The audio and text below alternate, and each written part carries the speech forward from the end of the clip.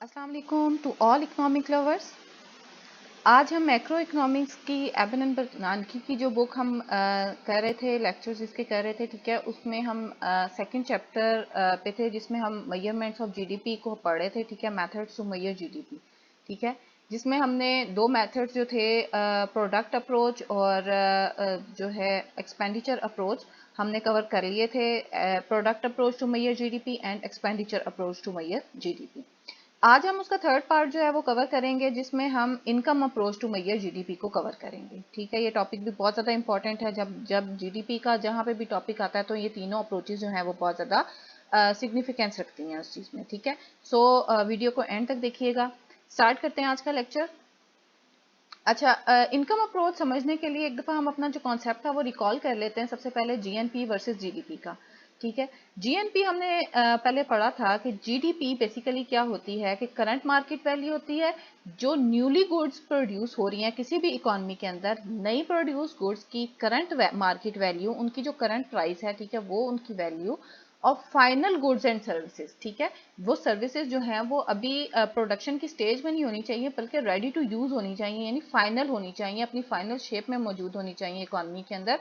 तो final goods and services with in the boundaries of a nation, ठीक है। हमारी अपनी जो कंट्री की बाउंड्रीज हैं, यानी पाकिस्तान की बाउंड्रीज के अंदर जो भी चीजें प्रोड्यूस हो रही हैं, ठीक है, over a period of time, यानी अगर आप एक साल की जीडीपी ले रहे हैं, ठीक है, 1 ईयर की जीडीपी ले रहे हैं, तो एक साल के अंदर हमारी इकोनॉमी में या पाकिस्तान की इकोनॉमी की बाउंड्रीज के अंदर जो भी goods and services final produced हो रही हैं, उनकी मार्केट वैल्यू, ठीक है, या न्यूली प्रोड्यूस गुड्स की मार्केट वैल्यू जो होती है वो जीडीपी कहलाती है, ठीक है।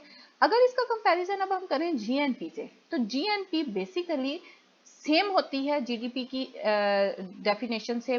सिर्फ एक चीज डिफरेंट होती है कि जीडीपी में हम बाउंड्रीज ऑफ अ नेशन को हमने एक स्पेसिफिक कर दिया होता है कि बाउंड्रीज ऑफ नेशन के अंदर जितनी भी चीजें प्रोड्यूस हो रही हैं वो जीडीपी का हिस्सा होती हैं। डोमेस्टिकली, यानी डी से डोमेस्टिक है, तो डोमेस्टिक के लिए जितनी भी चीजें प्रोड्यूस हो रही हैं वो जीडीपी का हिस्सा होंगी। लेकिन जब हम जीएनपी की बात करते हैं, ग्रॉस नेशनल प्रोडक्ट की बात करते हैं, तो उसमें जितने भी फैक्टर्स ऑफ प्रोडक्शन हमारे हैं, चाहे वो पाकिस्तान में काम कर रहे हैं या फिर आउट ऑफ द कंट्री काम कर रहे हैं, दुनिया में किसी भी कोने में हमारे फैक्टर्स ऑफ प्रोडक्शन, हमारा लेबर, हमारी कैपिटल, ठीक है, काम कर रही अगर होती है, तो वो जो है वो पाकिस्तान के जीएनपी के अंदर आते हैं, ठीक है, bye domestic factors of production, ठीक है। सिर्फ डिफरेंस जो है जीएनपी और जीडीपी में वो ये है कि जीडीपी जो है वो बाउंड्रीज को कवर करता है, जबकि जीएनपी जो है वो बाउंड्रीज की उसमें कोई हद नहीं होती, बल्कि वो जहां पे भी पाकिस्तानी फैक्टर ऑफ प्रोडक्शन जहां पे भी कमा रहे हैं, ठीक है, उनसे जो भी इनकम जनरेट हो रही है वो हमारे जीएनपी का हिस्सा होती है। अब इनकम अप्रोच को हम थोड़ा सा देखते हैं कि इनकम अप्रोच ऑफ जीडीपी जो है वो हम कैलकुलेट करते हैं by adding income received by producers including profit and taxes paid to government, ठीक है। अब बेसिकली इनकम अप्रोच में हम करते क्या हैं कि जितनी भी इनकम इकोनॉमी के अंदर रिसीव हो रही है, ठीक है, इकोनॉमी के अंदर जितनी भी income different factor of production receive कर रहे हैं, ठीक है, वो हम सारे अपनी जीडीपी में ऐड कर लेते हैं, तो हमें इनकम अप्रोच के थ्रू जीडीपी मिल जाती है। अच्छा, इनकम को थोड़ा सा हम डिफाइन करते हैं कि इनकम्स होती कैसे हैं, ठीक है। Uh key part of the income approach is the concept known as national income, ठीक है। जस्ट जो सारी इकोनॉमी के अंदर जितनी भी इनकम जो हम ने कलेक्ट की होती है, ठीक है, उन सबको अगर एड अप किया जाए तो हमें हमारी जो नेशनल इनकम है वो हमें मिल जाती है, उसकी वैल्यू मिल जाती है, ठीक है। अब नेशनल इनकम जो है वो सम होती है 5 टाइप्स ऑफ इनकम्स का, ठीक है। 5 तरह की ऐसी इनकम्स होती हैं जिनको हम ऐड अप अगर कर लें तो हमें हमारी जो नेशनल इनकम की वैल्यू है वो हमें मिल जाती है, ठीक है। अब वो देख लेते हैं कि वो कौन कौन सी इनकम्स हैं, ठीक है, जो कि नेशनल इनकम का पार्ट होती हैं। सबसे पहले होती है कंपेंसेशन ऑफ एम्प्लॉयज, ठीक है। एम्प्लॉयज को वेजेस मिलती हैं, सैलरी मिलती है, ठीक है, एम्प्लॉय बेनिफिट्स मिलते हैं, बोनसेस मिलते हैं, ठीक है, एम्प्लॉय की जितनी भी कंट्रीब्यूशन होती है सोशल सिक्योरिटी फैसिलिटीज में, ठीक है, वो सारी जो है वो हमारी एम्प्लॉयज की जो कंपेंसेशन ऑफ एम्प्लॉय है का हेड होता है उसके अंदर आती है, ठीक है। एम्प्लॉय की वेजेस, सैलरी जो भी है, जितनी एम्प्लॉय रिसीव कर रहा है अपनी लेबर सर्विसेज प्रोवाइड करने के इवज, ठीक है, वो सारी सर्विसेज से जो अमाउंट मिलती है वो सारी उसकी इनकम होती है, तो वो इनकम जो है वो हम अपनी इनकम अप्रोच टू जीडीपी में ऐड करते हैं। सेकंड जो चीज उसमें ऐड होती है वो प्रोप्राइटर्स इनकम होती है। प्रोप्राइटर्स मतलब से sole partnership, sole business owners जो होते हैं, ठीक है, उनकी जो इनकम जनरेट होती है वो अपना जो भी फैक्टर ऑफ प्रोडक्शन यूज कर रहे होते हैं, लेबर यूज कर रहे होते हैं, कैपिटल यूज कर रहे होते हैं, एंटरप्रेन्योर यूज कर रहे होते हैं, ठीक है। सो उससे जो इनकम जनरेट हो रही होती है, उससे जो उनको प्रॉफिट जनरेट हो रहा होता है, ठीक है, रेवेन्यू जो जनरेट हो रहा होता है, वो सारा हमारा इनकम के अंदर, नेशनल इनकम के अंदर इंक्लूड होता है। तीसरी जो चीज इसमें इंक्लूड होती है वो रेंटल इनकम होती है, ठीक है। जो चीजें हम फॉर एग्जांपल अपना घर रेंट पे दे रहे हैं, अपनी गाड़ी रेंट पे दे रहे हैं, अपनी बिल्डिंग रेंट पे दे रहे हैं, अपना ऑफिस रेंट पे दे रहे हैं, ठीक है, कोई भी चीज जो रेंट पे दी जाए और उससे जितना रेंट जनरेट होता है, ठीक है, वो भी हमारी इनकम होती है। ऑब्वियसली वो जो ओनर है वो उसकी इनकम ही होती है, ठीक है। सो इनकम, वो जो रेंट है वो भी उसके अंदर इंक्लूड किया जाता है नेशनल इनकम के अंदर। इसके साथ साथ जो रॉयल्टी होती है जो ऑथर्स को पे करते हैं, ठीक है, बुक्स जो भी लिखते हैं, राइटर्स जो होते हैं, ठीक है, उनको रॉयल्टी जो पे की जाती है, ठीक है, वो भी उनकी इनकम होती है बेसिकली। तो वो भी हम जो नेशनल इनकम है उसके अंदर इंक्लूड की जाती है। चौथा जो इसका पार्ट होता है, चौथा इसका कंपोनेंट क्या है, कॉर्पोरेट्स इनकम, ठीक है। जितनी भी कॉर्पोरेट्स हैं, कॉर्पोरेशंस हैं, ठीक है, वो जितना भी प्रॉफिट अर्न करती हैं, इंटरेस्ट अर्न करती हैं, रेंट अर्न करती हैं, ठीक है, उनका बेसिकली क्या जो अर्निंग प्रोसेस होता है कि वो या तो प्रॉफिट अर्न कर रही होती हैं या फिर वो इंटरेस्ट ले रही होती हैं, किसी को और को लोन दिया हुआ होता है, ठीक है, वो इंटरेस्ट ले रही होती हैं, या फिर उन्होंने अपनी बिल्डिंग्स या अपने शेयर जो है, अपनी कुछ भी जो उनका एसेट है वो रेंट आउट किया होता है, उससे उनका रेंट आ रहा होता है, ठीक है। सो वो सारी इनकम जो है और कलेक्टिव इनकम जो है वो सारी नेशनल इनकम के अंदर इंक्लूड होती है। कॉर्पोरेट प्रॉफिट जो है उसको हम यूज करते हैं टैक्सेस देने के लिए on corporations, such as income tax, dividends वगैरह, ठीक है, ये देने के लिए वो अपनी इनकम को यूज करते हैं। पांचवी जो है चीज इसके अंदर आती है वो नेट इंटरेस्ट है, ठीक है। जितना भी इंटरेस्ट हम अर्न करते हैं, ठीक है, इंटरेस्ट पेमेंट्स अर्न करते हैं इंडिविजुअल या फिर बिजनेस मैन जो हो गए, ठीक है, and foreign sources minus interest paid by individuals, ठीक है। सो ये सारी चीजें जो नेट इंटरेस्ट है वो भी हमारा नेशनल इनकम के अंदर इंक्लूड होता है। सो हमने 5 तरह की इनकम्स पढ़ी, ठीक है, जिसके अंदर हमारी जो थी कंपनसेशन ऑफ एम्प्लॉयज, ठीक है, proprietors income, rental income, rent से जो इनकम आ रही है, ठीक है, वो कॉर्पोरेट इनकम और नेट इंटरेस्ट, ये सारी पांचों तरह की इनकम्स अगर हम ऐड अप कर लें, ठीक है, तो हमें नेशनल इनकम जो है वो मिल जाती है। अच्छा, इसके अंदर एक और चीज अब जो ऐड होती है वो होता है हमारा इनडायरेक्ट बिजनेस टैक्सेस, ठीक है, क्योंकि गवर्नमेंट का जो इनकम का सोर्स होता है, मेन गवर्नमेंट भी हमारा इकोनॉमी का एक मेजर पार्ट होती है, ठीक है। सो गवर्नमेंट की जो इनकम का बेसिक पार्ट, बेसिक जो उनका कंपोनेंट होता है वो टैक्सेस होता है, ठीक है।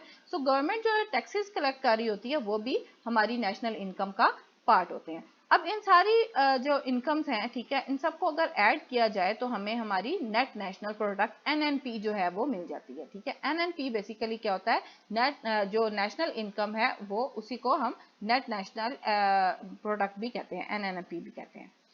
अच्छा, अब इसमें जो नेट हम कह रहे हैं, नेट नेशनल प्रोडक्ट कह रहे हैं, ठीक है, तो नेट उसको हम क्यों कह रहे हैं, इसका में एक कॉन्सेप्ट ये है कि डेप्रिसिएशन, ठीक है, डेप्रिसिएशन का कॉन्सेप्ट जो है नेशनल इनकम और नेट नेशनल प्रोडक्ट में डिफरेंस जो है वो ये है कि जो नेट नेशनल इनकम होती है, नेट जब बात आ रही है, ठीक है, तो उसमें हम डेप्रिसिएशन को भी ऐड करते हैं। बेसिकली डेप्रिसिएशन क्या होती है, कोई भी एसेट है अगर उसको यूज किया जाए, ठीक है, कोई भी चीज है, फॉर एग्जांपल एक मोबाइल अगर किसी ने बाय किया है, ठीक है, मोबाइल की वर्थ जो थी वो 1000 रुपीज है, तो 3 या 4 दिन के बाद या फॉर एग्जांपल 1 साल के बाद वो मोबाइल की जो वर्थ है वो ऑब्वियसली 1000 रुपया नहीं रहेगी, ठीक है, वो वर्थ कम हो जाएगी उसकी। तो with the passage of time जो वियर एंड टीयर कॉस्ट होती है एसिड्स की, ठीक है, वो उसको हम डेप्रिसिएशन कहते हैं, ठीक है। जो वियर एंड टीयर कॉस्ट होती है बेसिकली किसी भी एसिड की, वो उसको डेप्रिसिएशन कहते हैं।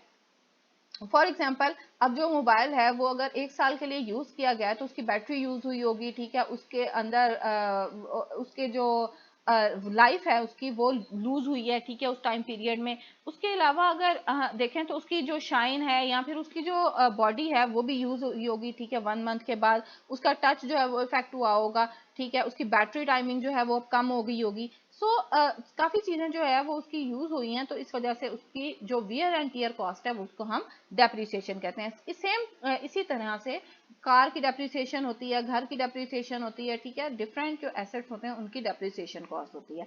अब जो नेट नेशनल प्रोडक्ट होती है, ठीक है, उसके अंदर डेप्रिसिएशन कॉस्ट को ऐड किया जाता है, ठीक है। डेप्रिसिएशन कॉस्ट जो होती है डेप्रिसिएशन होती है वो नेट नेशनल प्रोडक्ट में हम ऐड करते हैं। इट इज तो हमें हमारा जीएनपी मिल जाता है, ठीक है। It is the value of capital that wears out during the period over which economic activity is being measured, ठीक है। यानी जिस टाइम में उस हम एसेट को यूज कर रहे हैं, ठीक है, उस टाइम के अंदर उस इकोनॉमिक एक्टिविटी जो मेजर की जा रही है उसमें उसकी डेप्रिसिएशन कॉस्ट को भी मेजर किया जाएगा।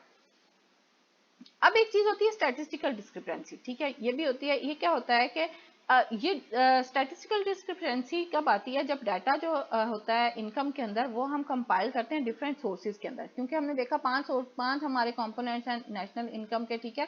तो डाटा जो इनकम का जनरेट होता है वो 5 डिफरेंट सोर्सेज से या डिफरेंट सोर्सेज के साथ कंपाइल किया जाता है।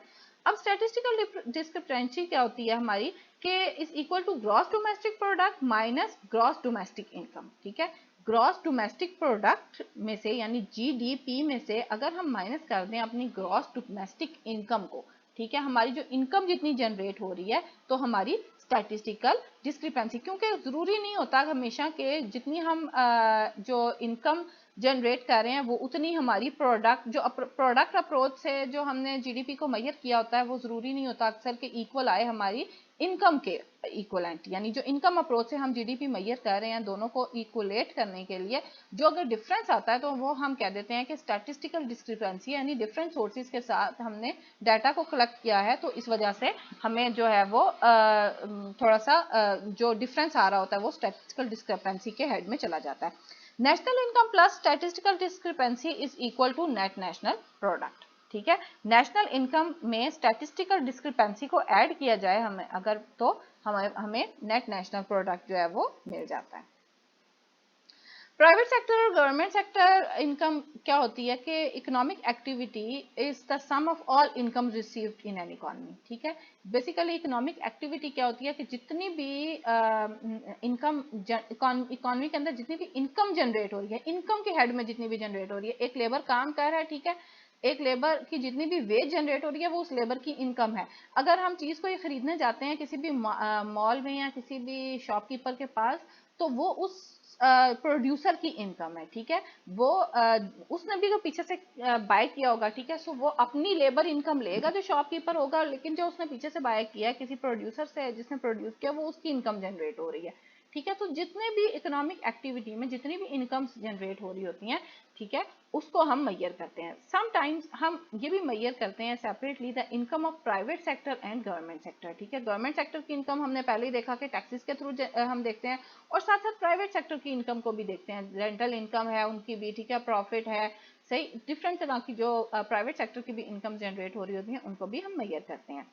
The income of private sector is private disposable income, ठीक है। अब जो इनकम प्राइवेट सेक्टर की होती है उसमें से भी जाहिर है जो भी इनकम जनरेट होगी प्राइवेट सेक्टर की उसमें से भी वो टैक्स सबसे पहले तो देंगे, ठीक है। जब टैक्स निकल जाता है किसी भी इनकम में से तो वो डिस्पोजेबल इनकम बन जाती है, ठीक है।